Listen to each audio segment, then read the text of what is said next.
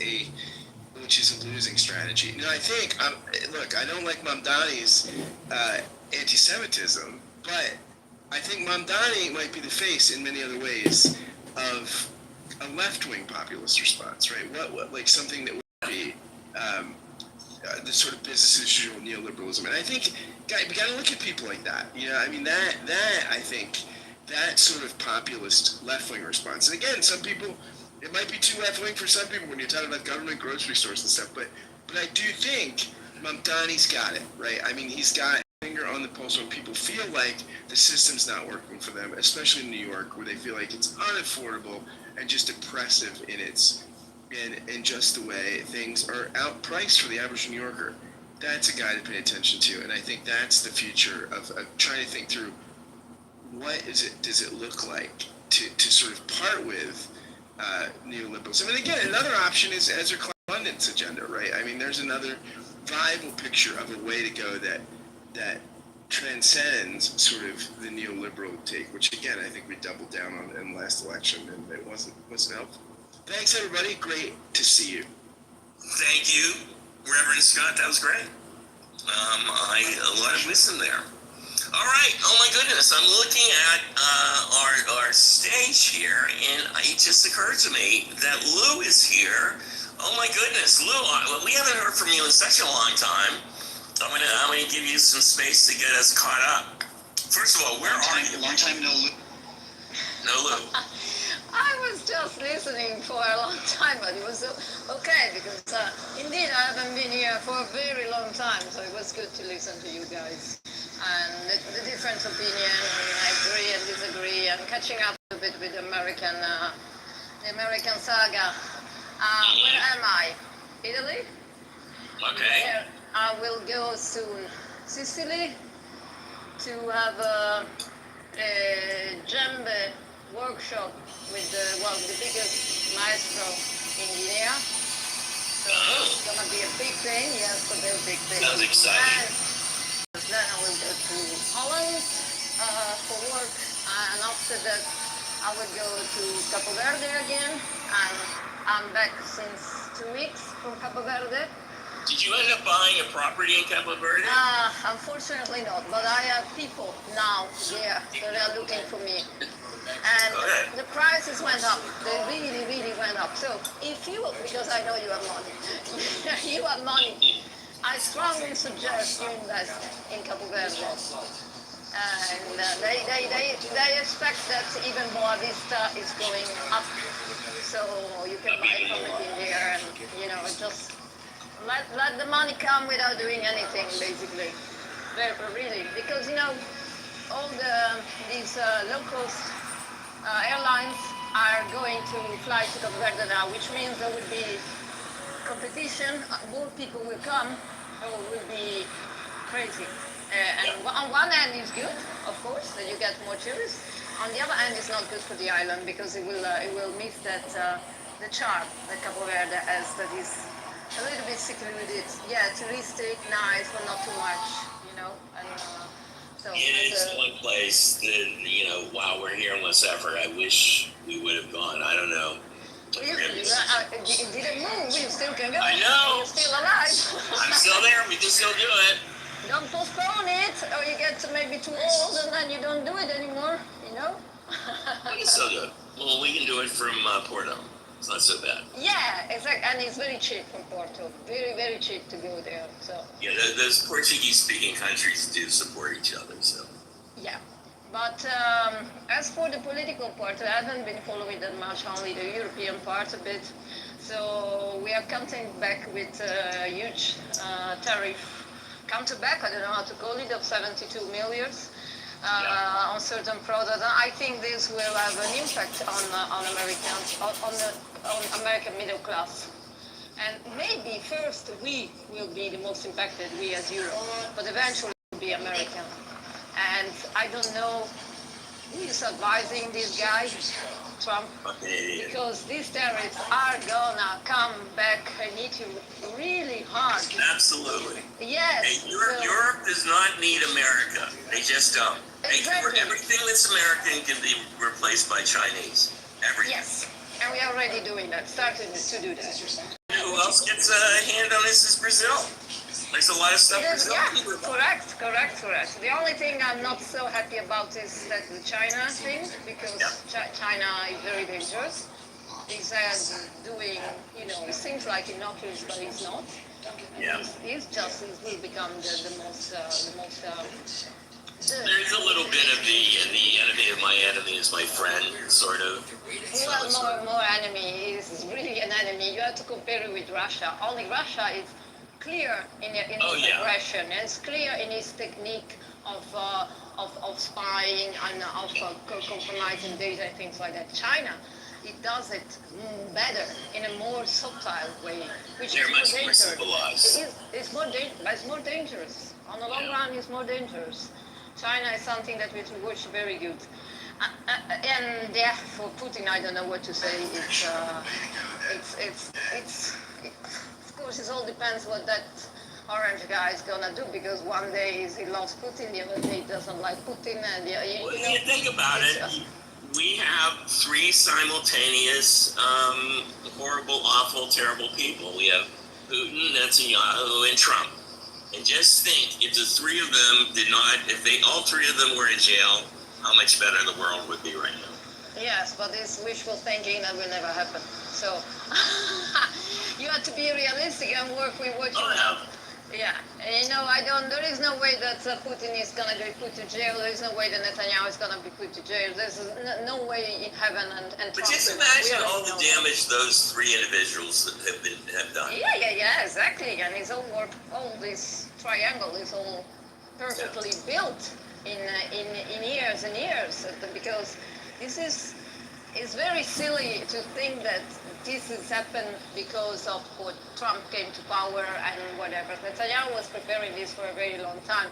Putin has been preparing this for 30 years or longer, So it's a bit naive when you think like, oh yeah, but because now and then what happened in... No. This is just reasons to give them power, to give them things that happen that gives them the reason to do what they were already planning to do for a long time. Yeah, and I am actually worried because for us, what is important, okay, the terrorists, we can go around it. We do have what you said, we do have everything to sustain ourselves. We just are a chaos. The European Union is a chaos. He really has to do something. I don't know if you listen to Macron speak. I think that was very good. I'm not a big fan of Macron, never been, but in this case, yes. In this case, I think Europe needs a kind of a leader, somebody that stands out, and then is going to be, on the front line. I agree. It's like, listen, I think he's been stepping up and filling the back. He's been stepping up for different reasons. Of course, there's going to be election and whatever, so different reasons. He is maybe aiming to get a higher rank or whatever, but he's correct. It's what we need, and France is strong. It's very strong. You're right. Yeah. We need to identify people who are charismatic and who are good communicators. And, we talked a little bit about that in the United States. I've been very impressed with John Ossoff. And, he's running for re-election, and you don't hear that much about him because, he's I think he's only he's only in his first term. And this is his first true re-election. I know that he was I think he had the only one, but he's really come out. I don't know if you've seen him speak, but he's really spot on. And I really like Gavin. I think Gavin is stepping up and really communicating well and strongly. And so has Chris Murphy. So we do have some stars, and we should really be utilizing them. Anyway, thanks so much. Did you want to land on that? No, just to land on that. It's just maybe this is what I always said is the wake-up call for Europe. I'm only worried about Meloni because, as usual, she's waiting, and she wants to be the Trump dog, and she's like very cautious in what she says and does, and we know that too hard on the tariff. We don't think careful and things like that. She's playing the field as usual, and you know how it is. Well, she's quite the politician.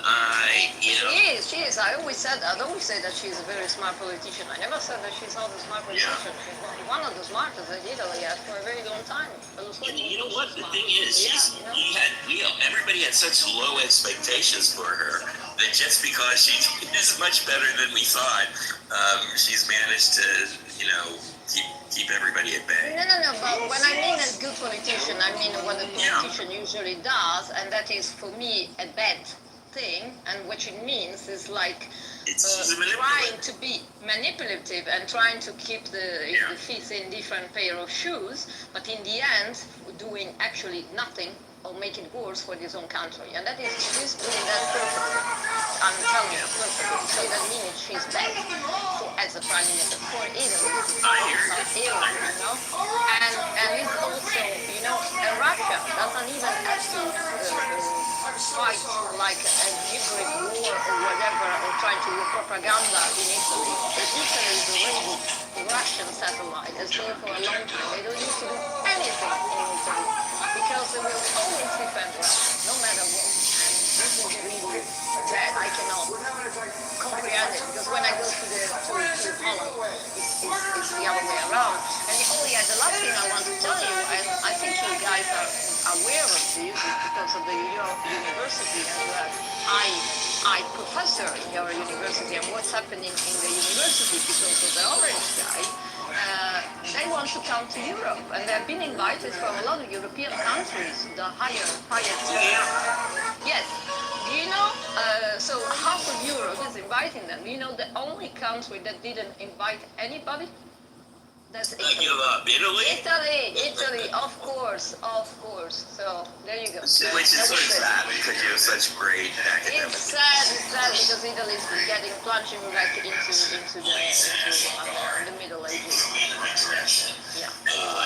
Anyway, that was your voice. You need to Yeah, I would try to be a little bit, to come here a little bit more, but if I'm not here, it's not really not on Clubhouse. I just cut off and probably and whatever do my thing.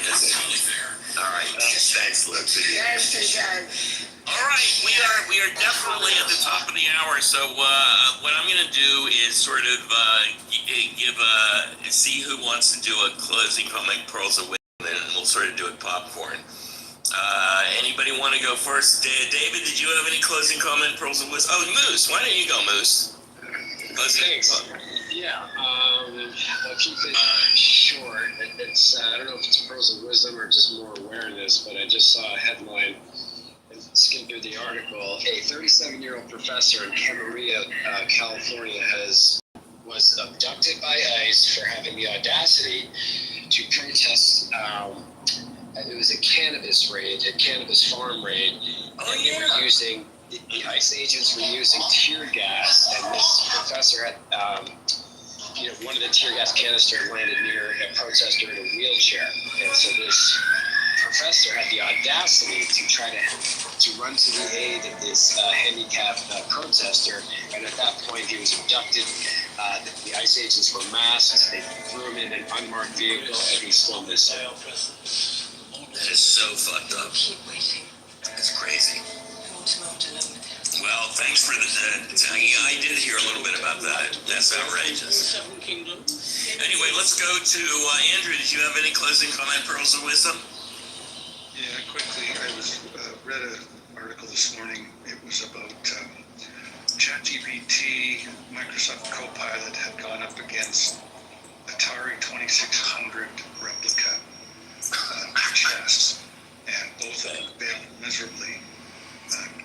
Can't do chess, and so then they went up against Gemini, and Gemini asked the person, was there anything? Well, first it said, "I'll kill you, I'll kill it." Well, yeah, because they learned that from Rob. Multimodal LLM or whatever. And then it asked, is there anything that you found really significant in your other two competitions? And the guy responded, yeah, both of them said they'd kill it. And then Gemini said, yes, you're right. I won't be able to beat Atari 2600.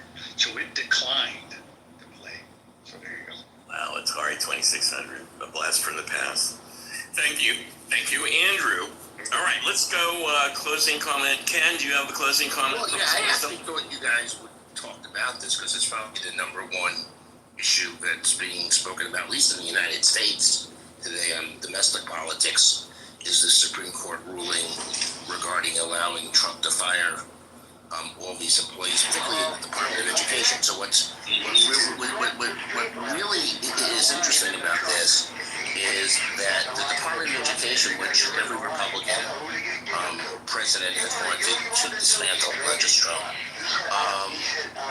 which is only to the people who don't know, it's only existed since the Carter administration. It used to. What? Was it started during Nixon? Nixon started. No, it was under Carter. It was under Carter. It was, and to be very blunt about it, it was Jimmy Carter's payoff to the NEA. That's what that was. Okay, but it used to be part of something called HEW, which was Health, Education, and Welfare. Most of HEW is now HHS, so now education's separate, right? So he's not technically allowed to actually close down the department because it was created by Congress. So he didn't do that. Okay, they're going to leave us. There's a Secretary of Education, Lyndon McMahon. There's a skeleton staff there. But there is no, in the congressional authorization, it never said how many employees do you have to have, okay? Or do you have to actually service student loans, or could you move the servicing of student loans to the Small Business Administration, which Lyndon McMahon actually done under Trump's first term? And that's what they're doing, okay? And so, it's something like, we don't know what the future's going to be, but like post-Trump, I think it's something, if we ever get back to some normalcy, Congress is now going to need to think about if a president could effectively dismantle an executive agency created by Congress by firing 90% of its employees, okay, and reallocating some to other whatever. Does Congress need, when they created a department, to put in more stipulations about how it gets funded, and what could be cut and what can't be cut, without their permission? Because he's essentially dismantled the Department of Education without actually legally dismantling it. And then that was actually the point of Sotomayor's dissent, okay, in the Supreme Court, okay? So, and that was like one of the bigger stories that was circulating in U.S. media today, and that's, I did have a question though I think it was Stephanie mentioned Italy's relation with Russia. Italy is like themselves. Forget about what NATO's doing as its entity. Italy's a member of NATO. Italy is actually selling armaments to Ukraine.